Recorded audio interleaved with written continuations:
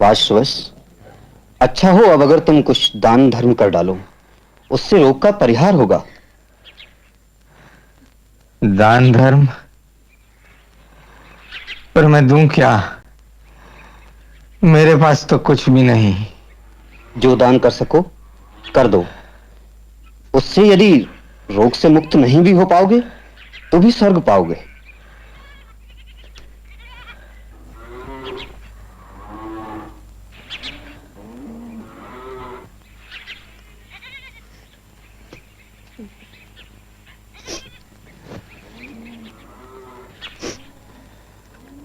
ओम पवित्रो पवित्रो वा सर्वा सांगतो पिवा यस्मरेत पुंडरीकाक्षाय सवाहिभ्याम तरस्वची।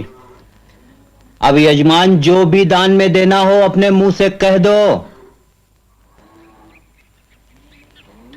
बेटा, बेटा, त्याग और दान करने से पुण्य मिलता है। हम भिखारी तो है नहीं कि इतना भी ना कर सके। ठीक है, औपचारिकता ही सही। सारी गायें दान में दी। आयुष्मान।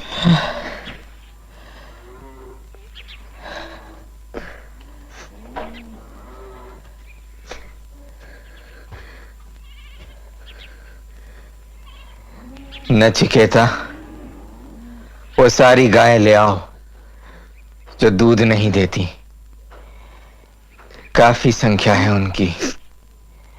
पिताजी, जो गाय दूध नहीं दे सकती, जो इतनी दुर्बल है कि न चारा खाती है न पानी पीती है, क्या उन्हें दान में देकर आपको पुण्य मिलेगा? चुप रहे, मूर्ख कहीं का। पिताजी, आप पुण्य पाने के लिए ही गाय दे रहे हैं ना? तो उन गायों के स्थान पर आप मुझे ही दे दीजिए। दूर हट यहां से, निकल जा। पिताजी, मैं जानना चाहता हूँ, आप मुझे किसे देंगे? मैं कहता हूं निकल यहां से।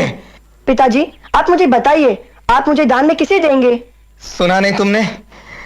निकल जा, मैं तेरा मुंह नहीं देखना चाहता। पिताजी, मैं फिर भी जानना चाहता हूँ, आप मुझे दान में किसे देंगे? किसे दूंगा? जानना चाहता है तो सुन निकम्मे, मैं तुझे यमराज को देता हूं।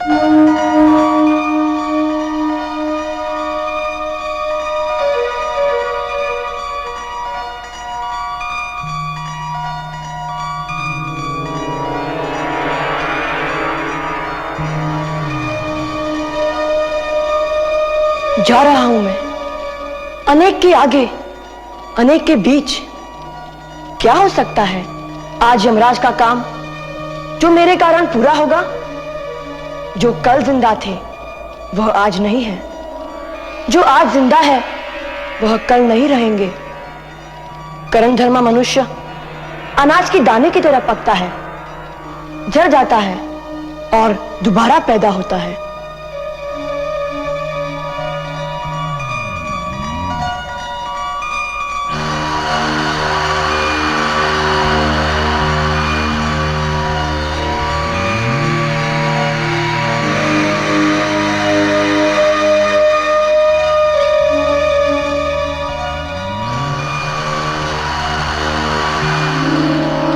धर्मराज, कृपा करें। यह गरीब ब्राह्मण पुत्र नचिकेता 3 दिन और 3 रात से भूखा प्यासा आपके द्वार पे खड़ा है। महाराज, जो ब्राह्मण अतिथि का सत्कार नहीं करता उसका पुण्य लुट जाता है, उसका भविष्य मिट जाता है, उसकी संतान, उसकी संपत्ति सब कुछ समाप्त हो जाती है।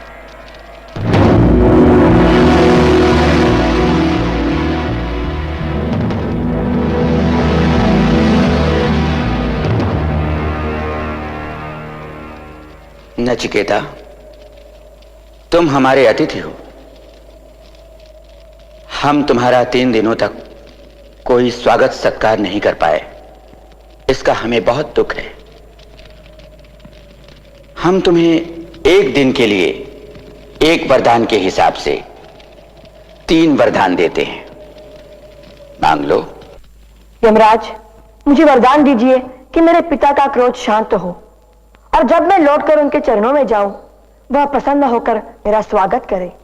तथास्तु। प्रभु, आप स्वर्ग साधन अग्नि के जानकार हैं। मैं श्रद्धालु हूं, कृपया मुझे इसका ज्ञान कराइए। नचिकेता, मैं स्वर्गीय अग्नि को जानता हूं। यह अग्नि अनंत लोगों की सत्ता प्राप्त करने का साधन है, सत्ता का आधार है। सभी प्राणियों की हृदय गुफा में निवास करती है। नचिकेता, आज से यह अग्नि तुम्हारे नाम से जानी जाएगी। इसे लोग नचिकेताग्नि कहकर पुकारेंगे। अब तीसरा वर मांगो। मनुष्य के मर जाने पर कुछ लोग कहते हैं कि वह है, तो कुछ कहते हैं वह नहीं है। मुझे बताइए, सत्य क्या है? है और नहीं का ये विवाद पुराने जमाने से ही चला आ रहा है। देवता भी नहीं जान पाए कि जीवन और मृत्यु का रहस्य क्या है। नचिकेता, तुम कोई दूसरा वर मांग लो। इस प्रश्न को हमारे लिए ही छोड़ दो। महाराज, इस विषय के जानकार आप ही हैं। आप ही समझा सकते हैं, दूसरा कोई नहीं। और इस वर के सामने दूसरा वर है भी तो नहीं। नचिकेता, तुम कोई और वर मांग लो। 100 वर्षों की दीर्घायु वाले पुत्र मांग लो, हाथी घोड़े मांगो, धरती मांगो, चाहो तो अपने लिए दीर्घायु मांग लो। नहीं महाराज। तुम कुछ और मांग लो। मृत्युलोक में इच्छाओं को पूरा करना असंभव हो, ऐसी कोई चीज मांग लो, हम दे देंगे। पर मृत्यु का रहस्य हमसे न पूछो। इच्छा पूरी होने का सुख कितनी देर टिकेगा? जब जीवन ही इतना छोटा है तो सुख कितना होगा? नहीं महाराज, आप मुझे यही वर दीजिए। मृत्यु का रहस्य खोलकर समझाइए। नचिकेता, इसके दो ही रास्ते हैं, एक श्रेय का, आनंद का, और दूसरा क्षणिक सुख का। दोनों ही मनुष्य को आकृष्ट करते हैं, पर विचारवान मनुष्य सभी दृष्टियों से सोच समझकर क्षणिक सुख को नहीं, श्रेय को ही चुनता है। नचिकेता, तुमने सोचा है, समझा है, सुंदर और प्रिय का गहराई से निरीक्षण किया है और उन्हें त्याग दिया है। तुम धन और ऐश्वर्य के मोह जाल में नहीं फंसे हो, जैसा कि बहुत से मनुष्य उसमें डूबते हैं और नष्ट हो जाते हैं। नचिकेता, मुझे बहुत संतोष है कि तुम सत्य में निष्ठा रखते हो। मैं कामना करता हूं कि मुझे वैसा ही प्रश्नकर्ता मिले जैसा कि तुम हो। महाराज, वो क्या है जो धर्म और अधर्म से अलग, कर्म और त्याग से परे, भूत और भविष्य के उस पार है? नचिकेता, जिस पद और लक्ष्य की महिमा वेद गाते हैं, जिसके लिए तपस्या की जाती है, जिसके लिए मनुष्य व्रत अनुष्ठान करता है, गहन अध्ययन करता है, वो एक ही शब्द में समाया हुआ है। वो शब्द है ओम। ये शब्द ही ब्रह्म है, यही परम है। जो इसे जान लेता है उसकी सारी इच्छाएं पूरी हो जाती हैं।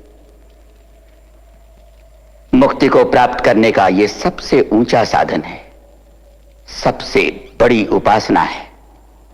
वो ज्ञान स्वरूप आत्मा है, अजन्मा है, अमर है, सनातन है, नित्य है, पुरातन है। मृत्यु के बाद शरीर की समाप्ति हो जाती है, पर वो सतत विद्यमान रहता है। नचिकेता, अगर मारने वाला सोचता है कि मैं मारता हूं और मरने वाला सोचता है कि मैं मर गया हूं, तो दोनों ही नासमझ है, दोनों अज्ञानी हैं। मनुष्य के भीतर बैठा सनातन न तो मारता है न मरता है। नचिकेता, अब मैं तुम्हें सनातन ब्रह्म का रहस्य बताता हूं, आत्मा की उस अवस्था के बारे में बताता हूं जो मृत्यु के बाद प्राप्त होती है। आत्मा माता के गर्भ में जाकर दोबारा नया शरीर पा सकती है। अपने पूर्व जन्म के ज्ञान और कर्म के आधार पर पेड़ पौधों में भी जा सकती है। भले ही हम नींद में हो, पर यह आत्मा हमेशा जागती रहती है और हमारे लिए एक अद्भुत स्वप्न की दुनिया रच देती है। नचिकेता, वास्तव में तेजोमय ब्रह्म ही अमृत कहलाता है। समूची सृष्टि इसी ब्रह्म में स्थित है, इससे परे कुछ भी नहीं। जब विवेकशील मनुष्य को पता चलता है कि इंद्रियां आत्मा से अलग हैं,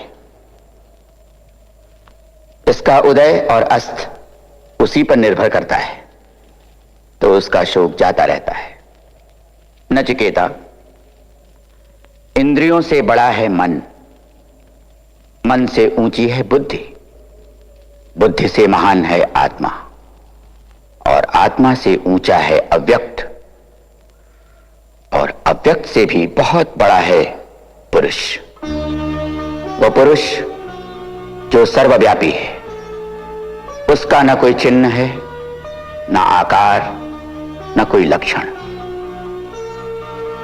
मरणशील मनुष्य जब इसे जान लेता है तो उसे मुक्ति मिल जाती है। इसी को अमृतत्व कहते हैं।